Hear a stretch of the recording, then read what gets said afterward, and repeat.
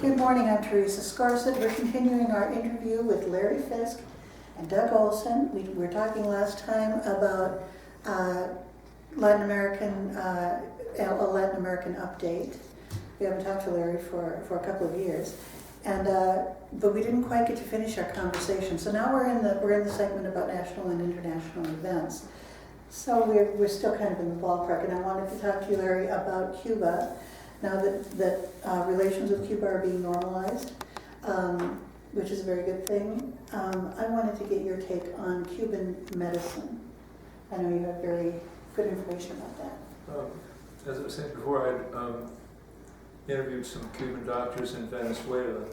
Now, the Latin American School of Medicine in Cuba, with thousands of students from throughout Latin America, some from Africa and Asia, is turning out, thousands of graduates every year that go around the world to practice medicine, excellent medicine in poor communities, at the highest standards, by the way. But besides those people that come from various countries, the Cubans themselves produce many Cuban doctors who volunteer to go overseas. So in Venezuela, there's actually thousands of medical personnel building a medical system in Venezuela. Some of them practice medicine part of the time and then teach part of the time to teach a generation of Venezuelan doctors to come along. Because when Hugo Chavez set up, came up with the idea of having a medical program to serve the poor in Venezuela and asked Venezuelan doctors to participate, he got very little response. Like maybe when they finally set the program up, less than 10 Venezuelan doctors wanted to serve the poor. So he got Cuban doctors to come to do this job. And Cuban doctors actually volunteer and go around the world. In past years, when there was a huge earthquake in Pakistan, Cuban doctors did the best work. They're known worldwide for their emergency relief services. After the earthquake in Haiti, the U.S. went, set up a couple field hospitals, had them out in a couple of months. The Cubans are still there building a medical system and caring for the Haitian people. And this is something they do around the world. And I find it ironic that this little poor country can educate more doctors than they need, educate for free doctors from other countries to go back and serve. But in the United States of America, the most wealthy society that's ever existed, we don't have enough of our own doctors. We do not train enough doctors to take care of our own people. I would argue that we're not the most wealthy society that's ever existed. We're the society that has the most wealthy people, which is a different thing from being a wealthy society. It has the most wealth in somebody's bank. In somebody's bank, yes. I did want to mention real quick, Larry was mentioning about the Cuban doctors going to Haiti. They're working in West Africa, combating the Ebola epidemic over there. You mentioned Pakistan. Remember, there was a Hurricane Katrina in this country 10 years ago. Cuban doctors volunteered to come to the U.S. President Bush would not allow them to come in. That is amazing. Yeah, he would not allow them to come in. They offered to come here, despite all the tensions between the U.S. and Cuban governments. They were ready to come and help people in New Orleans. Would not allow them to come in. And to another contrast, not long before Katrina, there was a bad hurricane season in Cuba. I think they had at least 3 major storms. Like 10% of the housing in the country was damaged or destroyed. 10% of the housing in the country. They evacuated at one point, I believe, 1 million people.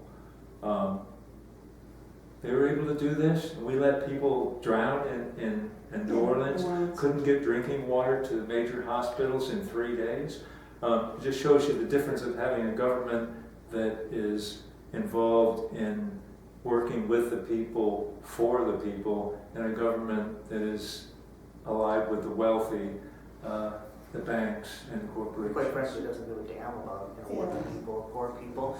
Teresa, you mentioned, in our last segment, Latin American Update, why does the U.S. government go after the progressive countries like Venezuela, Cuba, Nicaragua, Ecuador, Bolivia, Latin America, Argentina as well, Brazil?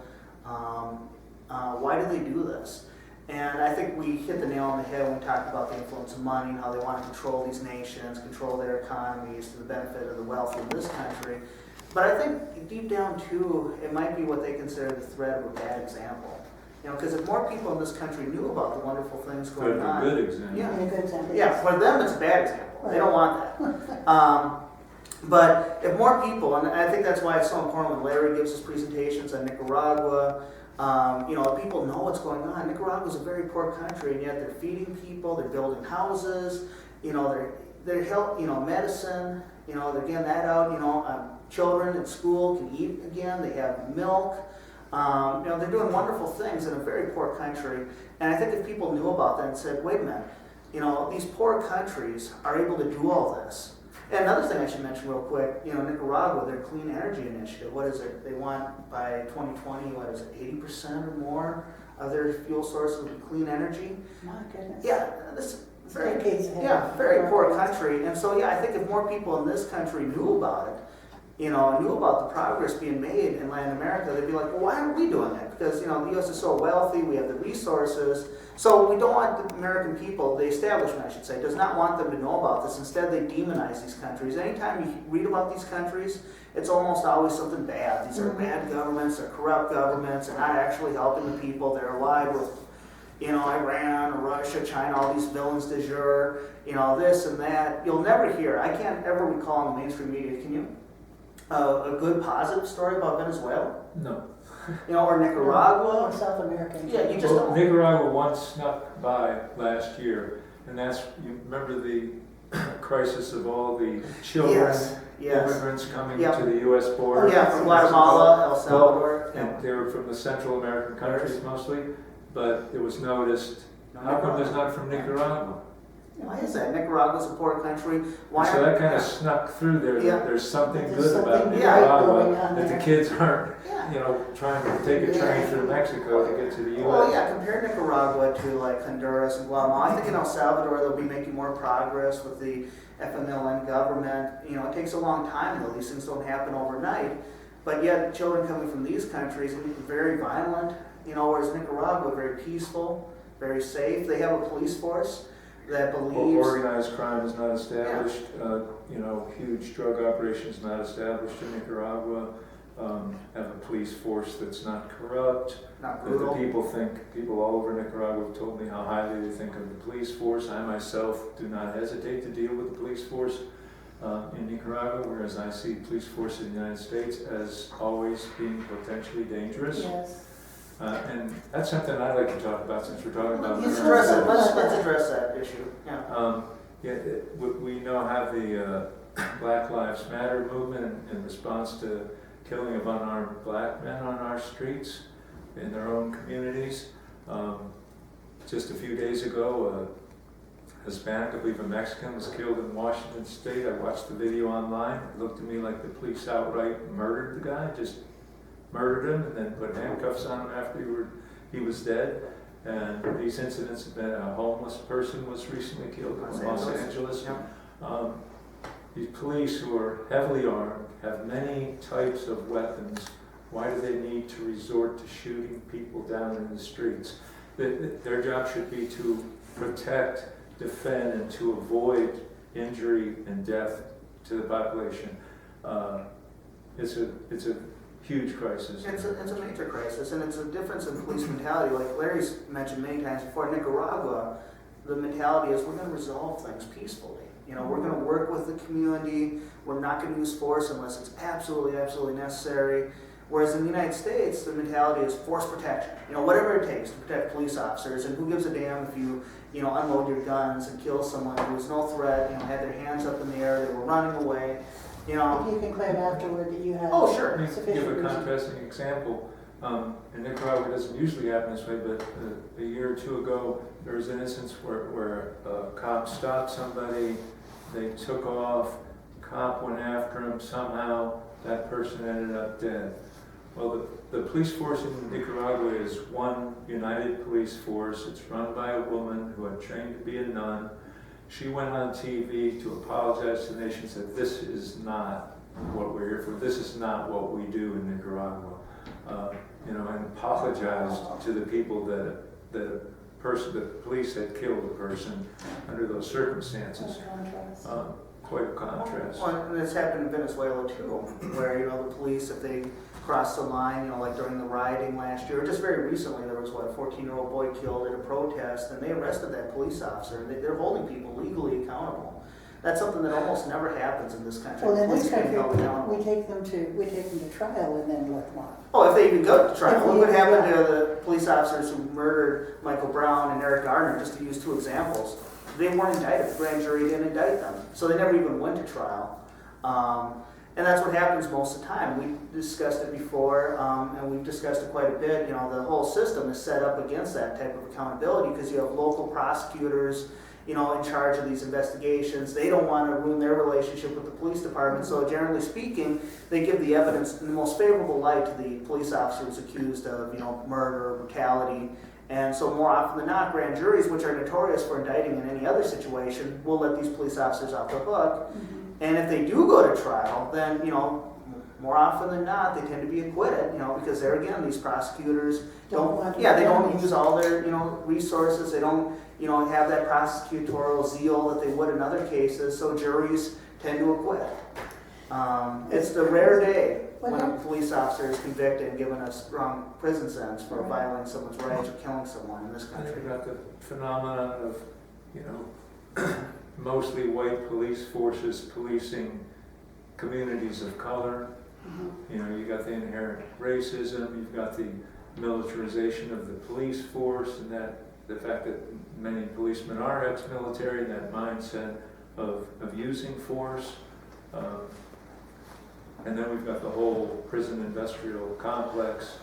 And the money to be made. Oh yeah, From private prisons are very profitable. Very profitable. And now we have, in the United States, we incarcerate more people per capita than any other country. Far. Oh yeah, more per capita, more per population. Right. And the U.S. also uses solitary confinement more than any other nation. Some Yeah. nations don't even allow it. The U.S. uses it more than any other country. We regularly used solitary confinement as practiced in the United States. Many places is considered, and I would Torture. consider it to be torture. Yeah. I mean, absolutely. 23 hours Abuse. without any human contact. You're in your cell 23 hours all alone. And this very often is actually more likely to happen to inmates who are already mentally ill or have Well, real supposedly more mentally ill people are in prisons than undergoing treatment for mental illness. in the population at large. Crazy. So we might have thought that it was medieval practice to, cage the mentally ill, but it's what we do right It's now. what we do now, yes, absolutely.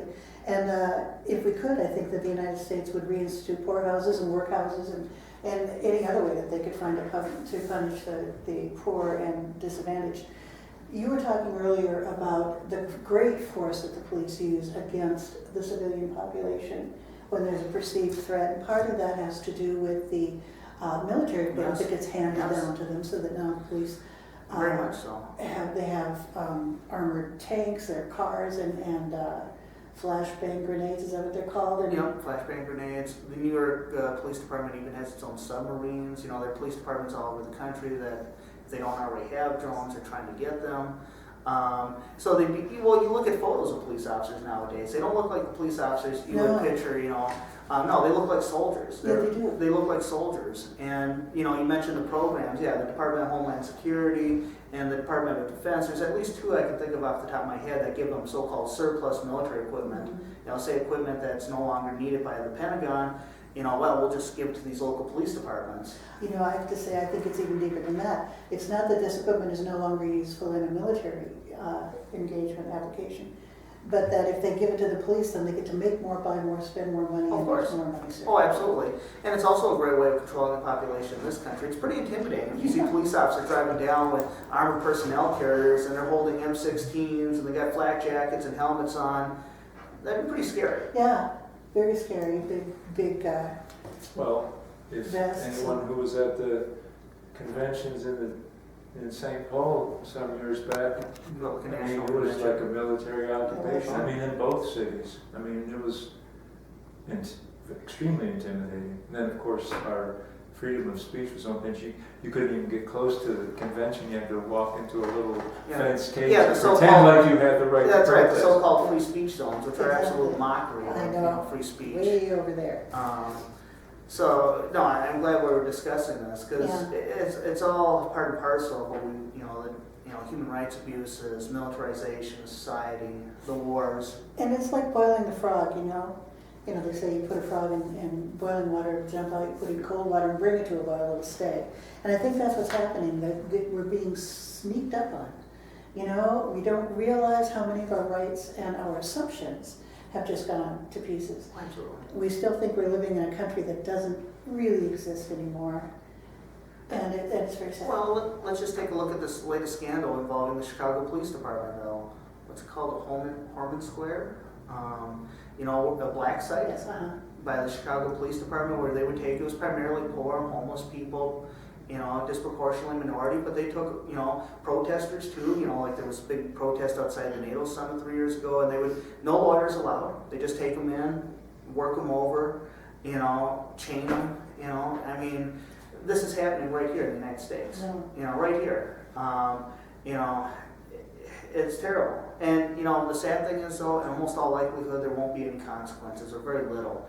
Maybe they'll get a few underlings at most, but, the system will go on just as it always has. right. And in countries where there are rampant human rights abuses, you usually find a population that's not very well informed. And They don't know how bad things are. That's the case here. That's the case here. People in the U.S. are so misinformed. The mainstream media, really, they conspire to keep us ignorant. Mm-hmm. We don't know, most people don't know about what's going on, the positive things in Latin America, because they don't want those ideas to spread here. Right. They always keep us afraid. Look what's happened in the past year. A year ago, the American people were feeling pretty strongly anti-war. There have been huge mobilizations to protest the possible bombing in Syria. President Obama backed off from that, and that was in good measure due to President Putin of Russia proposing the transfer of Syria's chemical weapons to be destroyed. There was some really strong anti-war sentiment in this country, but unfortunately that's, really suffered, declined in the past year. Why is that? Well, because, they've demonized President Putin in Russia. They started, they overthrew the democratically elected government in Ukraine, installed an extreme right-wing government with open Nazis. Actual honest-to-God Nazis in the Ukrainian government, waging a vicious civil war against the people in the East, the Russian-speaking people in the East who don't want to be part of this, trying to secede. At the same time, we see the emergence of ISIS, this big, terrorist group that they just inflate as this huge threat to all of us. Oh, ISIS is going to come, Little Falls, and they're going to chop our heads off. And, they make you afraid. Look how often they repeated those videos of the journalists and aid workers being murdered. And yet, what can ISIS really accomplish, on its own? It's an extreme Sunni fundamentalist group. They're not going to go very far in the Shiite communities or the Kurdish communities, and yet they've been, inflated to be this huge threat. And of course, it's given the U.S. the opportunity to wage war in Iraq again. President Obama is attacking Iraq. There are at least 3,000 U.S. advisors in Iraq. There are probably more on the way. In fact, I just read on antiwar.com a few weeks ago, they sent 4,000 troops to Kuwait. They already have the brigade division headquarters in Iraq. The brigade is 20,000 people, so they're expecting more on the way. The U.S., those troops have immunity. That's why they had to leave in 2011, because Prime Minister Maliki at the time wouldn't give them immunity, so they had to withdraw from Iraq. Well, he's gone, and they got a new Prime Minister who gave them that immunity, and they're bombing Syria. They wanted to bomb Syria a few years ago. ISIS has given them the opportunity to bomb Syria, and they haven't given up, though, on trying to overthrow President Assad of Syria, too. That's still a goal, is regime change in Syria. So this has been a blessing for them. It's just been a blessing, they always want to keep us afraid, whether it's about Russia, whether it's about ISIS, whether it's about North Korea, Venezuela, whatever their boogeyman is at the moment, keep us afraid. Larry, do you want to discuss more about that? Just how, They've got people afraid of terror, as if terrorism is the main problem existing in the world, but the terrorism of ISIS is only a symptom. ISIS could not and would not exist except that the U.S. has repeatedly bombed Iraq into barbarity. So ISIS has been very useful for them. As you said, it wasn't long ago that the American public was feeling pretty anti-war, and now they have us afraid. They have us thinking we have to spend more on the military, as if the $1 trillion a year we spend isn't enough. But to go into the more broader international thing, the crisis in Ukraine, which was totally precipitated by the U.S. and the Western Europeans against an elected president, and then to turn it around and blame it on Russia, to blame it on Putin, is quite ironic since Putin didn't do it. Well, we should mention about President Putin too. I mean, he's quite conservative in domestic affairs. I mean, I imagine if I lived in Russia, I'd probably disagree with him on some of those things. But when it comes to international affairs, he's extremely progressive. And President Putin stresses over and over again the need to respect international law. He's given many speeches about the need to respect international law, the need for every country to do that, the need to respect sovereignty, not to interfere in the internal affairs of other nations. He's been very outspoken on those themes, and I think that's one reason why the United States government is targeting him so much. Because he is kind of a barrier. I mean, he was a barrier to the U.S. waging war in Syria a few years ago. Well, that's it. Yeah. He drew the line at Syria. The Russians and Chinese for some reason, let the Americans go ahead and destroy Libya. I mean, a country that was doing nothing to anyone and destroyed them. It's now It's a hellhole. a hellhole. And it was the most, before the war in Libya, it had the highest standard of living in Africa. So this vilification of Russia to the American public doesn't work internationally, though. Putin has a high international standing, and as far as polling goes among his own people, he's the most popular leader in the world, with something like an 86% approval rating. Also, the U.S. Reaction against him has driven Russia and China closer, and their attempts to isolate him in a way really isolates the United States. The same thing as the attacks on Venezuela. Internationally, in our press, you'd think, oh, we're isolating these terrible Venezuelans. But internationally, Venezuela is getting overwhelming support from UNASUR, from ALBA, from CELAC, from the Organization of Non-Aligned Nations. So the vast majority of countries in the world support Venezuela and recognize that the United States is the instigator, and also know that the United States is a major violator of human rights around the world. Absolutely. So it's like the pot calling the kettle Well, black. and another thing we should mention is the BRICS nations: Brazil, Russia, India, China, South Africa. These are the growing powers of the world. They're forming their own institutions. They just set up a bank to be a counter to the International Monetary Fund, the World Bank. They're bypassing the U.S. more and more. They're signing trade agreements amongst themselves and with other nations. And, it's really fascinating to see, because these are very different countries with different histories, different governments, and yet they're uniting. It's interesting in Brazil, to tie in the Latin America and the international thing. Brazil, largest country in Latin America, huge resource base, should be the natural power in the area. Of course, the United States doesn't really want them to assume their natural position.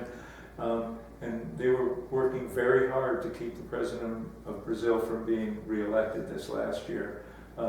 Scandals, or you'll notice when they were having the who were they having the World Cup? World Cup, yeah. World Cup.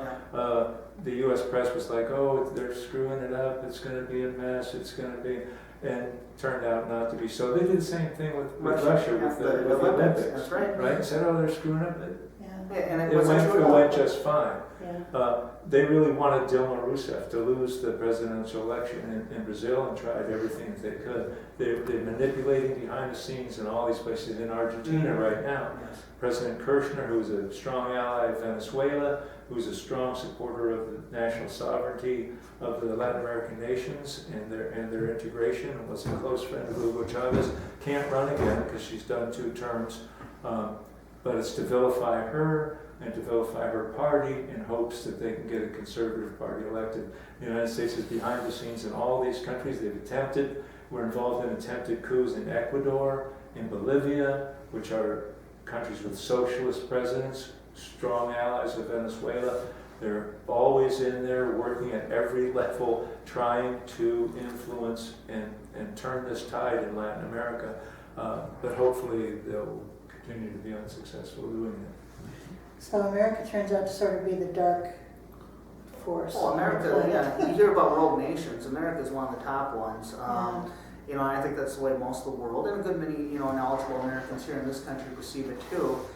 You know, another nation we have to address, I think, is Israel. You know, yesterday Prime Minister Netanyahu gave a speech before Congress, and, you know, same old thing, saying Iran's this huge threat to Israel, you can't trust Iran, you know, that the U.S. should impose all sorts of sanctions on Iran, that they shouldn't settle for anything short of Iran giving up all of its nuclear energy programs, which, by the way, under the International Treaty on Non-Proliferation of Nuclear Weapons, Iran has the right to develop peaceful nuclear energy. Every nation has the right to develop peaceful nuclear energy. Iran's a signatory. Israel's not a signatory. Israel has a stockpile of nuclear weapons. No one knows for sure how many. I've heard anywhere from 200 to 700 bombs. See, that's the thing. If Israel wanted to, right now, it could wipe Iran off the face of the earth. You know, Iran can't do that, nor does Iran want to do that with Israel. I mean, that's the thing. They always distort the Iranian leaders' messages, but they've never called for the destruction of Israel. They've never called for the killing of the Jewish people. They've always called for a state that would respect the rights of all of its people, where Israelis and Palestinians would have equal rights, and, you know, that's what they support. But, you know, again, they're vilified and demonized. So, you know, Prime Minister Netanyahu gives a speech before Congress, and, you know, of course, what he wants is eventually for the U.S. to attack Iran. And I think we should also discuss something about Israel, too. We keep hearing in the mainstream press how it's the only democracy in the Middle East, or, you know, the thing is, it's really a theocracy when you get right down to it. If you're not Jewish, you don't have equal rights in Israel. Yeah. You know, the Palestinian Israelis, Arab Israelis, you know, they're 20% of the population. They don't have equal rights. They're discriminated against. And you have major figures in the Israeli government, members of parliament, members of the cabinet, who are constantly threatening to expel the Arab Israelis, you know, force them to go to the West Bank. Some are even more extreme. They want to take over the West Bank and expel every Arab to Jordan. So, you know, and again, we've seen things that, you know, would seem unimaginable in Israel. Just Romano wrote an article on antiwar.com a few years ago talking about Israeli skinheads. You ever think of Jewish skinheads? But they exist. I mean, it's scary. You know, they're Nazis in all but name. And the sad thing is, though, a large percentage of the Israeli public, especially the young Israeli public, supports this. Thinks that, you know, discrimination against Arabs and non-Jews is good, and maybe we should get rid of them. You know, and the more progressive people in Israel, you know, there are people who oppose this, and there is debate in Israeli society, but there are more and more Israelis who are just saying, you know, I can't stand to live in this society, and they're immigrating. You know, they're leaving. You know, I'm starting to think that may be the next move in America. A lot of people are just going to say, in the past 50 years, everything has gotten so much worse. Maybe it's time for us to go back to the old country. Now, Larry, would you like to discuss, you know, kind of, you know, Israel, and, you know, how the U.S. just backs Israel? I mean, just about anything Israel does, like last summer's war in Gaza, the U.S. government backed it. Well, let me take it from a little different point of view. Not just Israel, U.S. backing Israel, but Israel backing the United States. Like, to go to Latin America, say the Contra War during the 80s against the Nicaraguan government.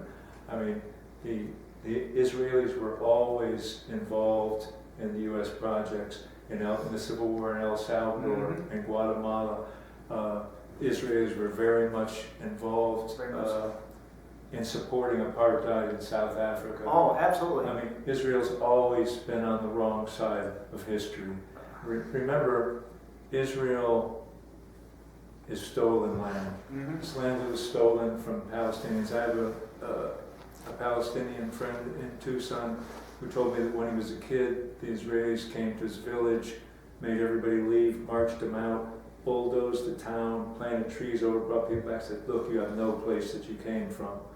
Remember, Palestinians have lived on the land for about 1,000 years. So, you know,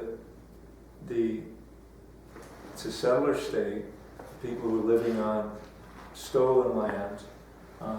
You know, an East European Jew could come and live in the home built by a Palestinian who's now living on the West Bank or Gaza, who's not allowed to go there. I mean, it's a tremendous historic injustice, and which has led to this great tension between the West and Muslim cultures. I think in the short time we have left, we should talk about some of the positive trends going on, like in this country, maybe the world too. We mentioned Israel. More and more people are waking up to that. Have time to. You know, there's the boycott, divestment, and sanctions movement, BDS. You know, that's growing. There are some companies that are starting to divest, universities that are starting to divest.